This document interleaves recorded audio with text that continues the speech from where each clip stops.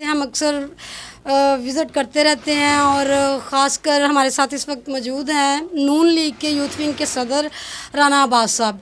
अक्सर हम इनको मुश्किल में डाल देते हैं, थोड़े सवाल करके थोड़े इनसे जवाब भी लेते हैं। आइए आज इनसे पूछते हैं कि न्यूजीलैंड की टीम वापस चली गई है, मतलब पाकिस्तान आके ग्राउंड में उतरने से पहले वापस चली गई है और इंग्लैंड की टीम ने आने से इनकार कर दिया है। इनसे पूछते हैं ये क्या कहते हैं। जी अस्सलाम वालेकुम। जी वालेकुम सलाम। कैसे हैं आप? जी अल्लाह का शुक्र है। आप? अच्छा राना साहब, हमारा आज का सवाल ये है कि जैसे आप जानते हैं कि न्यूजीलैंड की टीम यहाँ पे आके 2 दिन रुक के ग्राउंड में उतरने से पहले वापस चली गई और इंग्लैंड की टीम ने 48 घंटे का टाइम लिया था और 48 घंटे बाद उन्होंने भी जवाब दे दिया कि हम पाकिस्तान नहीं आ रहे। इसके बारे में आप क्या कहेंगे? सबसे पहले तो मैं ये बोलूँगा कि मुझे डर है कि जो हमारे दूसरे मुल्क के साथ लेन देन चल रहे हैं हमें कहीं वो जवाब ना दे दें, क्योंकि 3 साल हो गए हैं जब से ये बंदा आया हुआ ना, ठीक है, तकरीबन हमें हर तरफ से इनकार ही मिल रहा है। ये हमारे मुल्क के लिए इतनी बड़ी ये बेइज्जती है ना कि एक टीम हमारे मुल्क में आके हमें जवाब दे रही है कि आपने हमें सिक्योरिटी नहीं दी या आपने हमारा जिस हिसाब से इंसान बोला था वो किया नहीं है, ठीक है। वो देखिए स्टेडियम के अंदर इंटर हो के मैच खेलने से पहले वो जवाब दे दिया है। फिर वो ऑस्ट्रेलिया की टीम आनी थी, उन्होंने बोला जी हम भी नहीं आ रहे। इतने मुद्दत बाद नवाज शरीफ साहब ने ये मामला बहाल किया था कि आउट ऑफ कंट्री से हमारे जो मुल्क में आ रहे थे मैच खेलने के लिए, ये पाकिस्तान का एक नाम बन रहा था, ऊपर जा रहा है। पाकिस्तान की जो इमेज थी वो हमारी वो बुलंदी पे जा रही थी। लेकिन जब से ये बंदा है ना ये उसको जो ना नीचे ही लेके आ रहा है। इतना कुछ सुनने को मिलता था, आज ये भी सुनने को मिल गया जी एक टीम आके वापस चली गई है। अब 10 साल तक हमारे पाकिस्तान में कोई टीम नहीं आ सकती।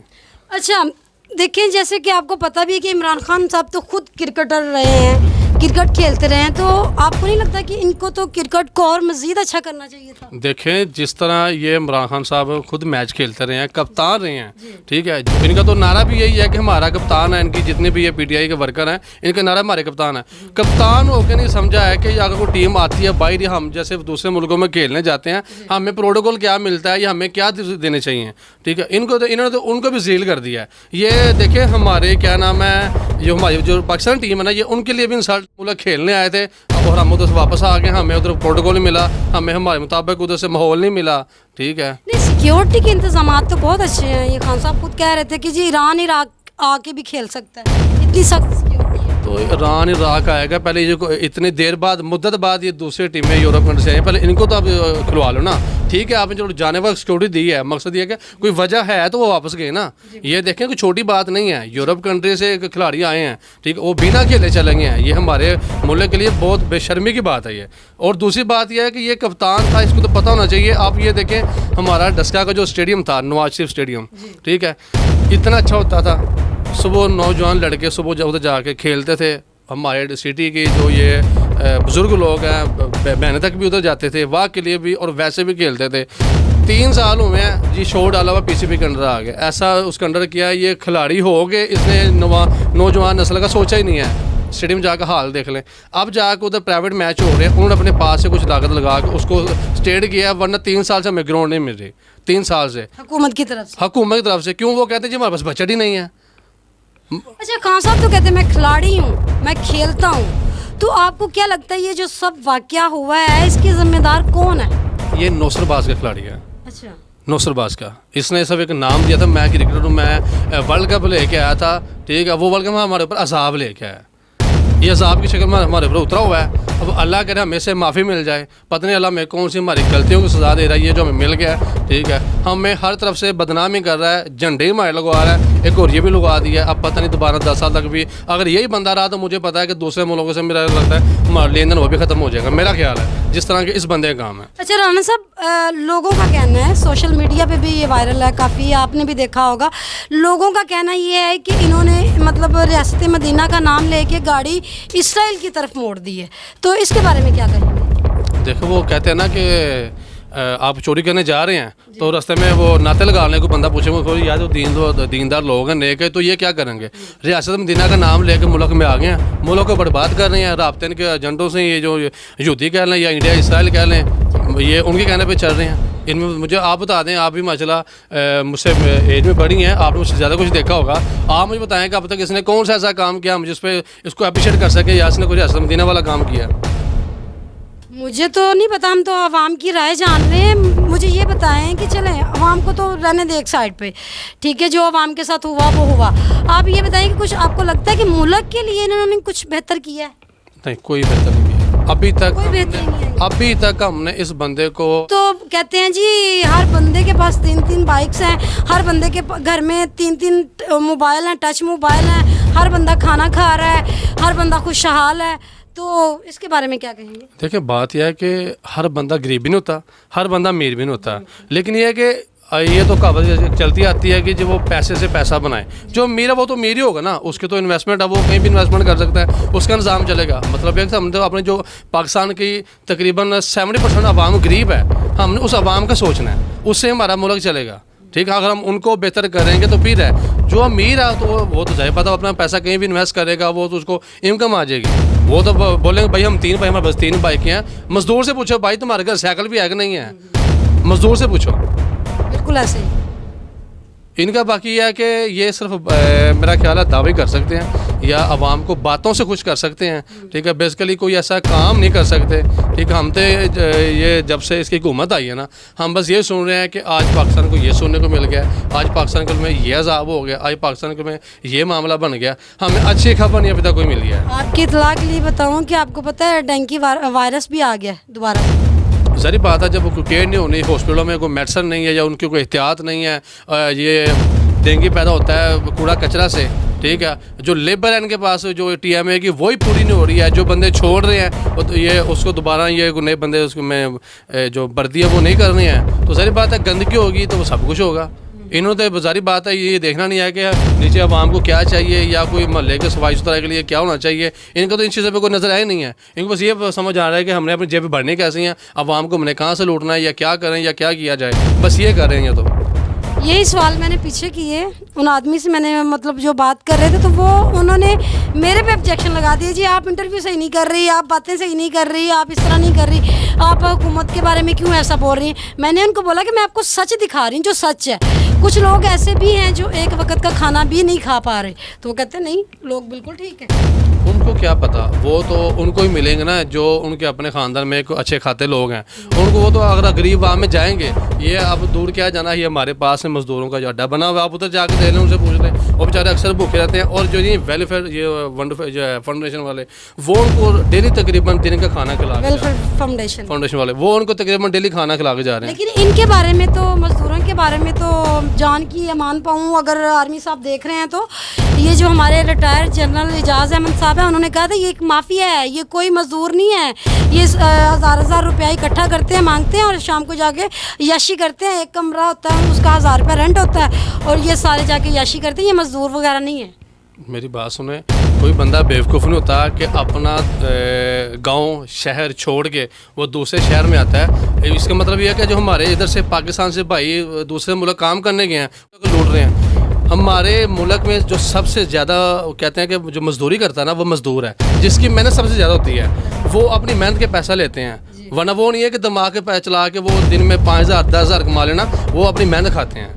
ठीक है, अगर ये इनको बोलते हैं कि ये माफिया ना, तो मेरा ख्याल है फिर ये जो खुद कह रहे हैं ना, सबसे बड़े माफिया यही हैं। हालांकि मजदूर डे पे छुट्टी होती है मजदूरों के लिए, तो मजदूरों को तो छुट्टी मिलती नहीं है, वो तो बेचारे फिर काम कर रहे होते हैं, छुट्टी तो करते हैं। सारी बात है ना, वो बेचारे क्यों छुट्टी करेंगे? क्यों? अगर वो छुट्टी करेंगे, उनको पता हमारा काम डेली बेस पे चल रहा है। क्योंकि अब उधर मजदूर तकरीबन 200-250 मजदूर खड़ा होता है। अब हर बंदा डेली दिहाड़ी पे नहीं जाता। अब उनको पता अगर मुझे आज 1000 मिल गया तो मैंने इसमें ये उम्मीद रखूँ कि मैंने इसमें 2-3 दिन घर चलाना है, कल को पता नहीं दिहाड़ी में लगेगा ना लगे। अब वो छुट्टी करें मजदूर डे पे, ठीक है, उनको कौन सा हुकूमत है कहना जी आज मजदूर डे है, आज हमारी तरफ से मजदूरों को टोटल इसकी जो दिहाड़ी बनती है हम उसको पैसा देंगे। होना तो वैसे ऐसे चाहिए, सूरन तौर पर होना चाहिए। तो मेरा ख्याल है कि आउट ऑफ कंट्री जितनी भी हैं वो सभी ये करती हैं कि वो अगर उनके मजदूर इस तरह को डे आ जाता है ना, वो उनको लीव देते हैं। आप जैसा कि ये देख लें, रमज़ान मुबारक आता है, यूरोप कंट्री में चले जाएँ, अरब कंट्री में चले जाएँ, रमज़ान आता है, वो तकरीबन चीज़ों की जो प्राइस होती है वो तो उसको डिस्काउंट लगा देते हैं। कि वो मुसलमान है, वो क्या नाम है, रोज़ा रखते हैं अल्लाह के लिए या नबी पाक के लिए, मतलब यह कि वो लीव कर देते हैं। हमारा मुल्क देख लें, जब ये सड़कों पे फ्री चीज़ें देते हैं, वो रख के चले जाते हैं कि जो रोज़ेदार हैं, जो हकदार है, वो इधर से लेके अपने घर जाके अच्छे तरीके से खाएं। और हमारा मुल्क देख लें, रमज़ान आता है तो वो महंगाई कर देते हैं। चीज़ वो अगर 100 रुपये किलो है वो आपको कम से कम 250 रुपये किलो मिलेगी। अच्छा, ये बोल रहे हैं कि जी अभी 3 साल में जो खान साहब हैं ये क्राइसिस से मुल्क को निकाल रहे हैं, क्राइसिस से मुल्क को निकाल रहे हैं।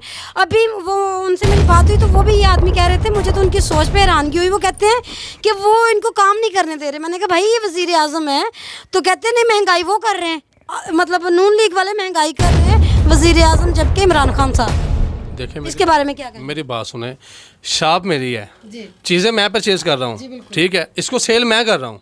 अब मेरे कस्टमर कैसे वो बोल सकते हैं जी हम आपको सूट रेट ज़्यादा कर दें, ये हो नहीं, सकता है? आप मतलब जो जिनकी शॉप पहले थी आप उन पर इल्ज़ाम लगा सकते हैं। मैं क्यों लगाऊंगा?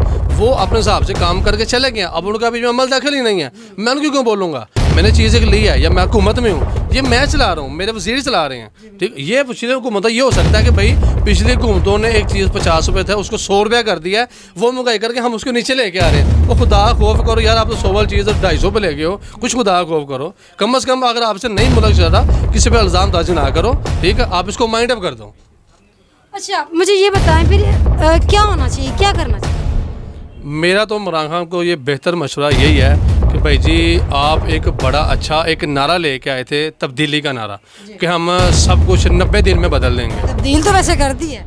हाँ, अवाम को जो ये इस तरह तब्दील किया है कि अगर वो कपड़े पहनता था मेरे ख्याल वो फटे पुराने पहन लेगा, या वो समझ लेगा उसके कपड़े तकरीबन उतर ही गए हैं, ठीक है। हम मैं तो ये इमरान साहब को यही पैगाम देंगे कि खान साहब आपकी मेहरबानी है, या तो आपने जो बातें पूरी की थी वो पूरी कर लो, अगर नहीं आपसे पूरी हो रही तो आपकी मेहरबानी है, आप इसको माइंड अप करके आवाम से माफ़ी मांग के ना अपने घर चले जाएँ। आपके बस का काम नहीं है, मेरा ख्याल है छोड़ के जाने में इनकी इज्जत भी होगी, छोड़ के जाने में इनकी इज्जत भी होगी। क्यों? हमें फिर ये यकीन हो जाएगा कि वाकई बंदा तब्दीली का नारा लेके आया था, ईमानदार। हाँ, ईमानदार था, तब्दीली का नारा लेके आया, इसे हुआ नहीं है, इसने माइंड अप कर दिया। ये नहीं है कि अब डटा हुआ है, नहीं, लेकिन ये हमें पता ना कि हमें मज़ीद ये जो 2 साल है ना जो उसको सपोर्ट कर रहे हैं, ये मिल के हमें सब बहुत ज़्यादा जलील करेंगे।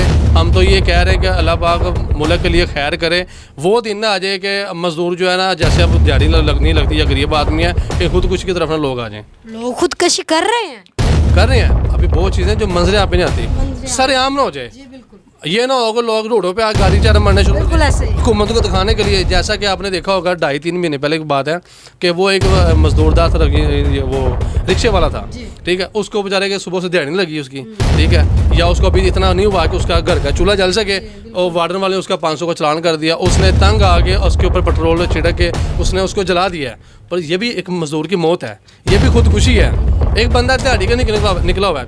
हालांकि इनको ये जो है ना वार्डन वाले, इनको भी हर एक बंदे पे चलान करने की इजाज़त नहीं है, ये सब उसको चलान कर सकते हैं, या एक तो बहुत ज़्यादा ओवरलोड करके स्पीड पे आ रहा है। अब सारी बात है, कोई लोडर निकला या जो सवारी वाला निकला हुआ है वो अपने किस टाइम करेगा वो, या उनको कोई टाइम दे भैया आपने इस टाइम आना है, बिला वजह हर एक बंदे का चलान करते जाएंगे, हर एक बंदे का। इसी बात पे ये मेरा ख्याल है 8 से 10 महीने पहले वो क्या नाम है, सुबह का नाम ही जानता हूँ, उन्होंने लोड में ना इनको वार्डन वालों को लड़ किया था कि आपका मेहरबानी है कि हर एक पे चलान ना करो, आपकी ड्यूटी है इनको कंट्रोल करना, ये इशारे पे आप, ठीक है, या जो ओवर स्पीड पे आ रहा है, क्योंकि इन्होंने इंतहा के ज़्यादा चलान कर दिए थे कि गरीब आवाम बहुत ज़्यादा तंग पड़ गई थी। अच्छा राना साहब, मुझे ये बताएं इन 3 सालों में करप्शन बढ़ी है या कम? रिज़ल्ट मेरा ख्याल है मुझसे ज़्यादा आपके पास होगा, क्योंकि आप तो सारा दिन ये इसको आवाम के जो मसाइल है इसको आप कवर करती हैं, आपको ज़्यादा सुनने को मिलता है क्या है करप्शन आपके सामने है, क्योंकि आपके पास तो मेरा ख्याल है रिपोर्टें मिल जाती हैं कि करप्शन अगर 10% थी, अब तो मेरा ख्याल है वो 70-80% पे चली गई। जैसे हमारे कर्जे जैसे 10 साल, ठीक है, अब तो वो 25 पे चला गया, ठीक है। तो आप ये खुद ही आइडिया कर लें कि 70 साल में क्या था और 3 साल में। मैंने तो ये देखा है कि अब तो करप्शन लोग सीना तान के कर रहे हैं, वो कहते हैं जी क्या करें, महंगाई है हमारी पूरी नहीं पड़ रही तो हम क्या करें, सीना तान के अब करप्शन हो रही है। देखें, एक इलाके में एक चोर होता है, उसका जब दाल है उनसे चोरी करनी है, अब उस इलाके में जब है सारे चोर हैं तो वो सीना तान के चलेंगे, उनको पता कि हमें जिसका मर्जी अपने वो बदमाशी करके हम चोरी कर लेनी है, हमें कौन सा को पकड़ने वाला है। क्यों? फौज उनके वो क्या नाम है, ये जो कह लेंगे चोर के साथ पुलिस भी ज़्यादा ली हुई है, तो वो क्या बोलेंगे, इनका भी वही हिसाब है हुकूमत का भी, ठीक है। तो वो ये वही काम कर रहे हैं कि अब वो करप्शन का नाम लेके हम करप्शन ख़त्म करेंगे, वो खुद अब इक़्तिदार में है, ठीक है, वो खुद चोरी कर रहा है, वो खुद चोरी कर रहा है, वो चोर करेंगे शोर डाल के आवाम को सिपाही निकाल के खुद अंदर जाकर चोरी कर रहा है, इसने वो हिसाब किया। इन्होंने हालांकि कहा था कि मैं अपनी कबीना बनाऊंगा जिसमें सिर्फ 17 लोग होंगे, तो अभी माशाल्लाह आप देख लें कि पूरा क्या कहते हैं कि 3 दर्जन से भी बाबू हो गए, 140 वैसे वैसे क्या पता हो सकता है जो मेन पाकिस्तान को लूटने वाले वो 17 बंदे हो, ये भी हो सकता है। बाकी बाकी तो एक दिखावे के लिए वाम छोड़ दी होगी, भैया देखो हम आपके लिए काम कर हेल्पर रहे है एक दूसरे के। हैं, हेल्पर होंगे, या वो हम वाम को दिखाएंगे भैया ये देखें हम आपके लिए काम कर रहे हैं, हम करप्शन ख़त्म कर रहे हैं। अच्छा, ये जो कंटोनमेंट के भी इलेक्शन हुए हैं आपको पता है, उसमें टोटली हर जगह से मुस्लिम लीग नून जीतती है, इसके बारे में क्या कहेंगे? देखिए ये होते हैं फौजी भाई के वोट, कैंट के वोट होते हैं।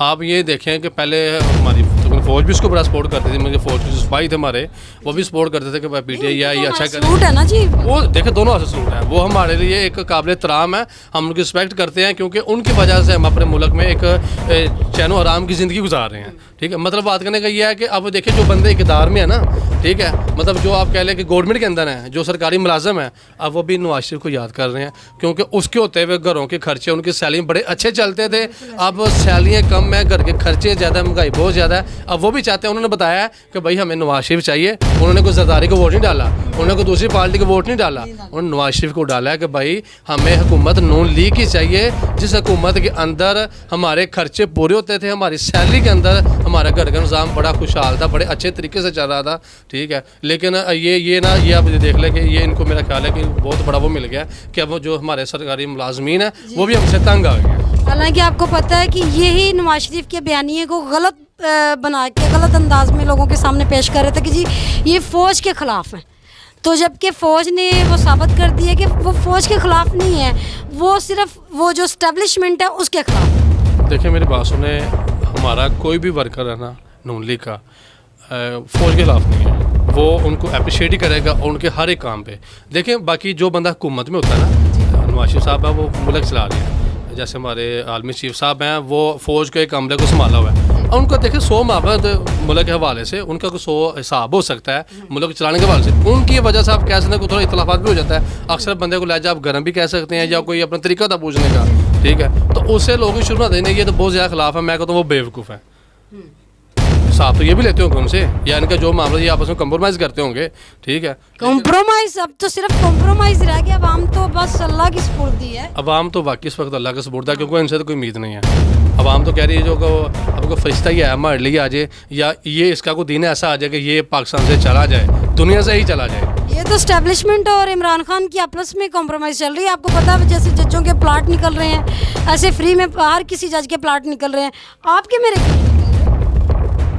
मेरा ख्याल हम पीटीआई में नहीं है ये मैं कहना चाहिए, क्योंकि हम पीटीआई में होंगे हमारे प्लाट भी निकलेंगे। तो मतलब हम जितना मर्जी जो भी कर ले हम पीटीआई में चले जाएंगे, दूध के दूध जाएंगे। फिर तो मैं कहता हूँ हम हमारे स्पेशल हमें जज बोलेगा ये सादक मीन है, हमें फिर एक उसका वो कह लें कि नोटिफिकेशन मिल जाएगा कि जी इनको नहीं आपने बोलना, इनको आपने छेड़ना नहीं, ये सादक मीन है।